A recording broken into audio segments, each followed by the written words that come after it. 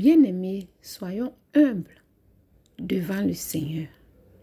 C'est le thème que nous partageons aujourd'hui dans le livre de Luc, chapitre 18, versets 9 à 14. Saint-Esprit, nous avons besoin de toi pour nous enseigner. Lisons ensemble ce passage. Il dit encore cette parabole à l'intention de certaines personnes qui étaient convaincues d'être justes et qui méprisaient les autres. Deux hommes montèrent au temple pour prier. L'un était un pharisien, l'autre un collecteur d'impôts.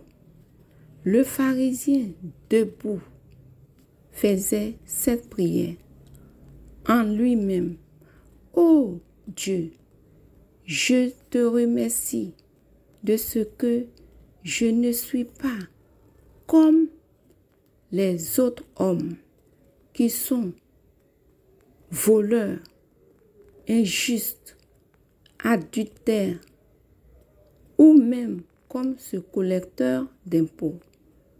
Je jeûne 2 fois par semaine et je donne la dîme de tous mes revenus.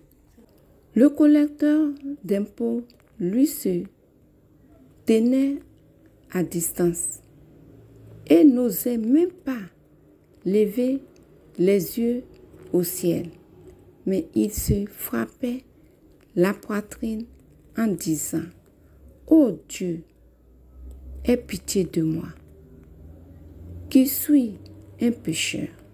Je vous le dis, lorsque ce dernier descendit chez lui, il était considéré comme juste, mais pas le pharisien. En effet, toute personne qui s'élève sera abaissée et celle qui s'abaisse sera élevée. Bien-aimés, plusieurs parmi nous qui suivons cette chaîne ont donné leur vie à Jésus et ont mis leur vie en règle avec la parole de Dieu, au point où nous sommes devenus maintenant les exemplaires aux yeux des hommes. Nous, qu'autrefois, qui avons une vie qui ne glorifiait pas le Seigneur, quand nous sommes venus à Christ, nous avons tout laissé. Et nous avons pris le modèle de Jésus-Christ. C'est nous qui donnons les conseils, même dans les églises. C'est nous qui donnons les conseils, qui encadrons les nouveaux arrivés. Et tout ça, là, ça a été un changement. Parce qu'on n'était pas comme ça avant. Lorsqu'on vient à Christ, on vient comme un enfant, en pleurant. Seigneur, accepte-moi. Je veux te servir si tu m'acceptes. Et le Seigneur ouvre ses bras et il nous accueille. Pécheurs que nous sommes, il nous accueille. Et quand nous sommes dans sa maison, nous devenons une nouvelle personne. Et nous marchons selon les enseignements de Jésus-Christ. Et ceux que nous connaissaient avant, ils sont étonnés. Deux fois même, ils vont dire non, que nous faisons semblant. Et pourtant, c'est la réalité. Parce que tu as vu le Seigneur. Le Seigneur est venu habiter en toi. Tout ce qui n'est pas bon, lui, il a pris. Et puis lui-même, il s'est donné en toi. Il s'est mis en toi. Ou tu as changé. Tu fais tout comme Christ. Tu fais tout comme Christ. Dans ton lieu de travail, dans ta famille, dans l'église.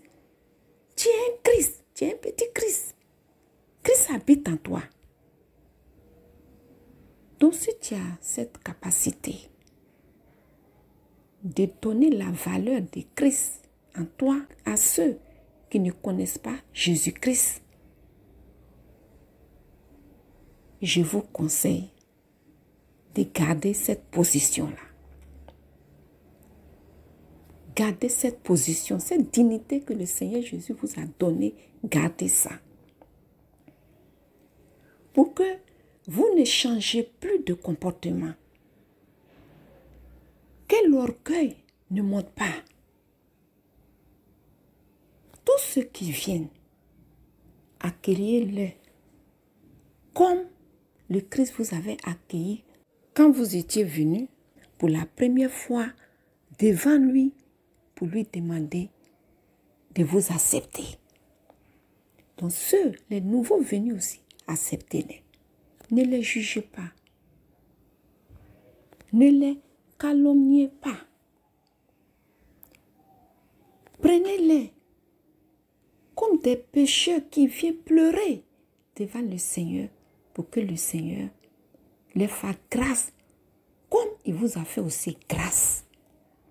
Parce que ce n'est pas grâce que nous sommes sauvés. Ce n'est pas parce que nous sommes justes. Si nous regardons ce que nous étions avant, il est impossible même que le Seigneur Jésus nous accepte. Mais il nous a acceptés par sa grâce, par sa pure grâce. Et cette grâce-là aussi, nous prions pour les nouveaux venus. Quelles que soient les marches, que nous ne jugeons pas. Pour que nous aussi, demain, nous ne soyons pas jugés. Voilà pourquoi je vous encourage, mes frères et sœurs.